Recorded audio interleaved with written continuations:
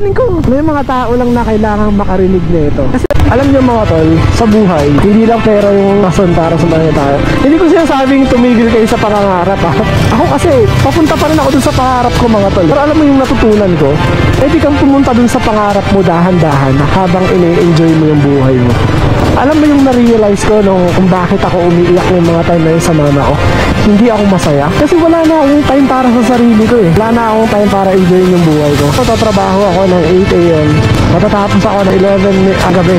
Ano pa yung time ko para sa sarili ko, para sa family ko? Wala na akong time para sa friends ko. Ito yung hindi ko makakalimutan. Katrabaho ko siya. Alam mo sabi niya sa akin, pag namatay ka bukas, masasabi mo ba sa sarili mong masaya ka? Parang binuhusan ako ng, like, tangina no, nga no? Kasi mga tol, kahit pa sabihin mo na bukas successful ka na, namatay ka kinagabihan. Pero yung buhay mo mga tol, sobrang focus mo sa goal mo, hindi mo na-enjoy. Kaya tol, lahat sayang, di ba? Hindi ko sinasabing huwag kayong mangarap. Hindi ko sinasabing huwag kayong mag-grind. Kasi sinasabi ko mga tol, mag-grind tayo, gawin natin lahat para papunta dun sa goal natin. Pero at the same time, enjoy natin yung buhay natin. Kasi who knows, di ba? Wala mga tol makakasigurado ang pagiging successful mga tol. Hindi siya nakukuha ng biglaan eh.